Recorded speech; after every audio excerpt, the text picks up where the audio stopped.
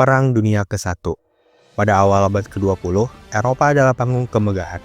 Para raja dan kaisar berkuasa di bawah bendera kekayaan industri dan kejayaan kolonial. Namun, ambisi Jerman dan kemarahan Prancis atas wilayahnya menjadi dasar perang ini. Pada pagi yang cerah di Sarajevo, Bosnia pada 28 Juni 1914, seorang pemuda Serbia, Gavrilo Princip, menarik pelatuknya, membunuh Archduke Franz Ferdinand, pewaris tahta Kekaisaran Austro-Hongaria. Kematian satu bangsawan seharusnya hanya menjadi tragedi lokal. Namun, karena jaringan aliansi rahasia yang terjalin seperti jaring laba-laba, tragedi itu memicu reaksi berantai. Austria dan Hongaria menyatakan perang terhadap Serbia. Rusia sebagai pelindung Slavia memobilisasi pasukannya.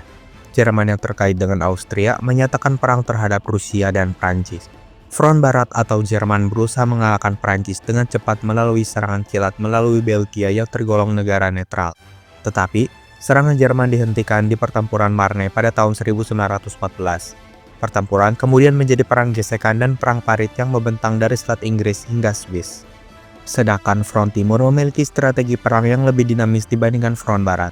Tetapi, pasukan Rusia menderita kekalahan besar dan mengalami kesulitan logistik yang parah.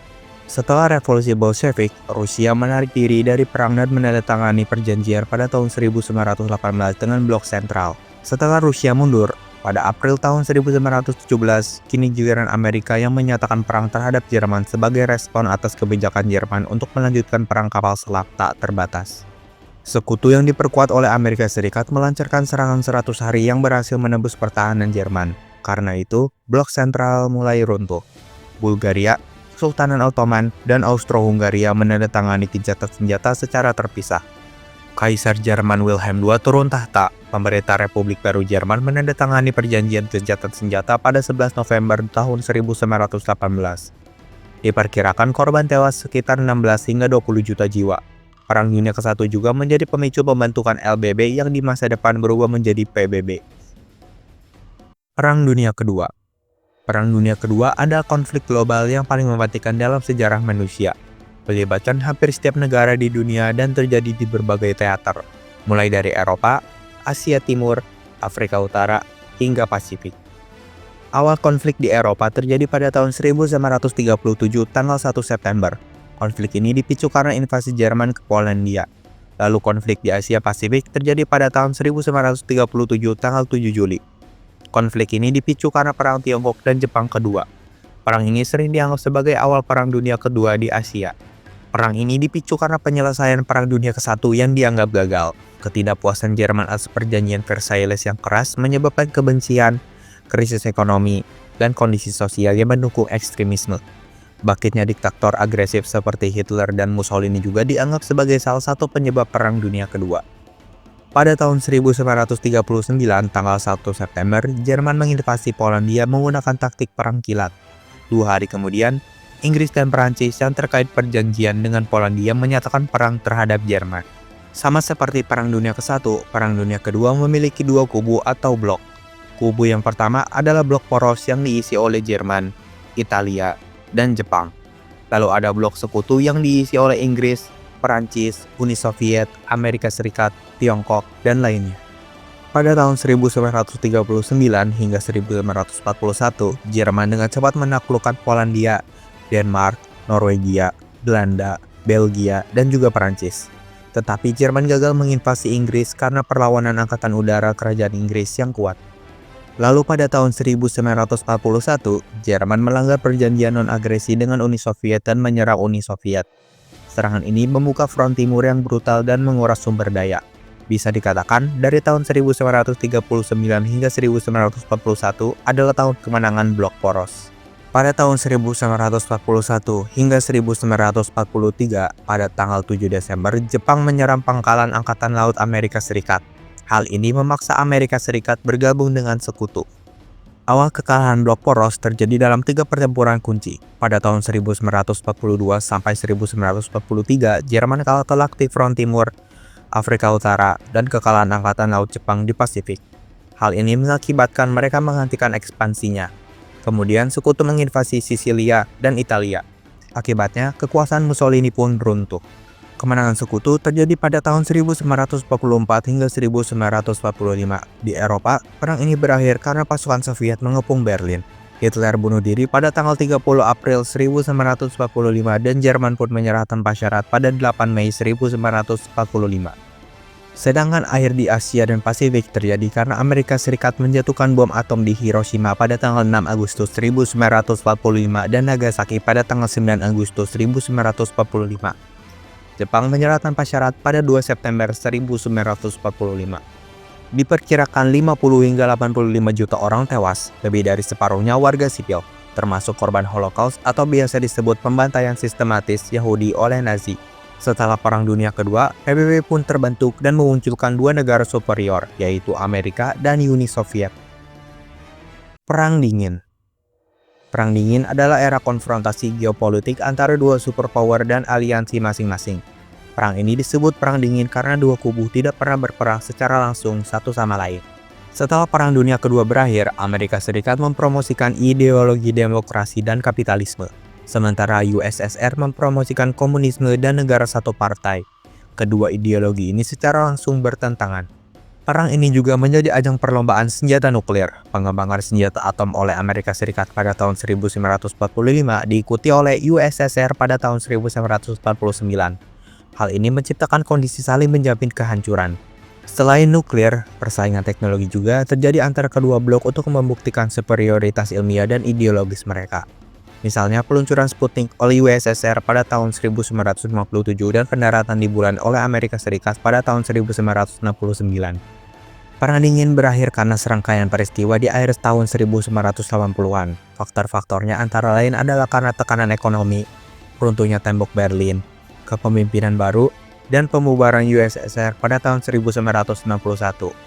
Uni Soviet secara resmi dibubarkan, dan negara-negara anggotanya mendeklarasikan kemerdekaan, mengakhiri Perang Dingin dan meninggalkan Amerika Serikat sebagai satu-satunya superior global. Perang Salib. Sejak abad ke-7, Yerusalem berada di bawah kekuasaan berbagai dinasti Muslim. Peziarah Kristen masih diperbolehkan berkunjung, tetapi kesulitan dan insiden meningkat setelah kedatangan Seljuk Turki atau biasa disebut Muslim Sunni. Kaisar Bizantium di Konstantinopel, Alexios I dan Komnenos meminta bantuan Paus di Roma untuk melawan ekspansi Seljuk di Anatolia. Pemicu utamanya adalah seruan dari Paus Urbanus II dalam konsili Clermont pada tahun 1950. Paus menjanjikan pengampunan dosa bagi siapapun yang berpartisipasi dalam ekspedisi untuk merebut tanah suci. Slogan utama para tentara salib adalah Deus Vult, yang artinya Tuhan menghendakinya. Perang salib dibagi menjadi beberapa bagian. Di antaranya adalah Perang Salib I yang terjadi pada tahun 1095 hingga 1099.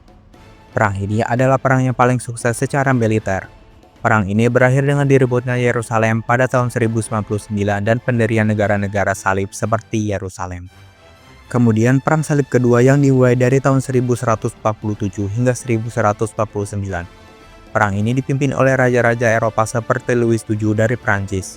Perang ini mengalami kegagalan total dan Yerusalem berada di bawah ancaman serius. Lalu Perang Salib ketiga. Perang ini dipicu oleh jatuhnya Yerusalem ke tangan pasukan Muslim yang dipimpin Salahuddin Al-Ayyubi pada tahun 1187. Sedangkan pasukan Kristen dipimpin oleh tiga raja, yaitu Richard the Lionheart dari Inggris, Philip II dari Prancis, dan Frederick I dari Kekaisaran Romawi Suci. Perang ini berakhir dengan perjanjian damai yang mengizinkan peziarah Kristen mengakses ke Yerusalem. Perang Salib keempat menjadi perang yang tragis dan kontroversial. Alih-alih menuju Tanah Suci, para tentara salib justru menyerang dan menjarah kota Kristen di Konstantinopel. Terakhir, adalah Perang Salib 5 hingga 7. Pasukan Kristen dengan kampanye berikutnya umumnya gagal merebut kembali atau mempertahankan wilayah. Ekspansi Muslim terus menekan negara-negara salib. Perang ini berakhir ketika kota Arse, benteng terakhir tentara salib di Levan, jatuh ke tangan Kesultanan Mamluk. Peristiwa ini secara luas dianggap sebagai akhir dari kampanye utama Perang Salib di Tanah Suci. Perang Napoleon. Perang Napoleon adalah kelanjutan dari Perang Revolusi Prancis dan merupakan pertarungan antara Kekaisaran Prancis yang dipimpin oleh Napoleon melawan berbagai koalisi negara-negara Eropa lainnya. Penyebab inti dari perang ini adalah ambisi Napoleon itu sendiri. Setelah mengambil alih kekuasaan sebagai konsul pertama pada tahun 1799 dan kaisar pada tahun 1804, Napoleon bertekad untuk menjadikan Prancis kekuatan dominan di Eropa. Perang Napoleon sering dibagi berdasarkan 7 koalisi yang dibentuk oleh kekuatan Eropa melawan Prancis. Periode berikut adalah puncak kejayaan strategi militer dari seorang Napoleon. Pertama adalah koalisi ketiga. Perang ini terjadi pada tahun 1805. Perang ini disebut Pertempuran Trafalgar. Angkatan laut dari Inggris menghancurkan armada gabungan Perancis dan Spanyol. Hal ini membuat Inggris mengamalkan dominasi laut. Masih di koalisi ketiga, sekarang ada Pertempuran Austerlitz. Ini adalah kemenangan terbesar Napoleon atas Austria dan Rusia, menandakan berakhirnya Kekaisaran Romawi Suci. Kedua adalah koalisi keempat. Perang ini terjadi dari tahun 1806 hingga 1807. Perang ini disebut Pertempuran. Napoleon menghancurkan tentara Prusia dan menghasilkan perjanjian Tilsit. Isi perjanjiannya mengatakan kalau Prusia dan Rusia dipaksa berdamai dan mengakui dominasi Prancis. Ketiga adalah koalisi kelima. Perang ini terjadi pada tahun 1809. Perang ini terjadi ketika Austria memberontak tetapi kembali dikalahkan di Pertempuran Wagram. Di sini Napoleon sudah berada di puncak kekuasaannya. Keempat adalah invasi ke Rusia. Perang ini terjadi pada tahun 1812. Napoleon menginvasi Rusia dengan sekitar 600.000 tentara. Strategi bumi hangus Rusia dan musim dingin yang brutal menghancurkan sebagian besar pasukan Napoleon. Kelima adalah koalisi keenam. Perang ini terjadi pada tahun 1814. Pertempuran ini dikenal sebagai Pertempuran Bangsa-Bangsa. Ini adalah pertempuran terbesar dalam sejarah Eropa sebelum Perang Dunia ke-1. Pasukan koalisi yang jauh lebih besar berhasil mengalahkan Napoleon dan memaksa sisa-sisa pasukannya mundur kembali ke Prancis. Akibatnya, Napoleon dipaksa untuk turun tahta dan Kekaisaran Prancis pertama berakhir.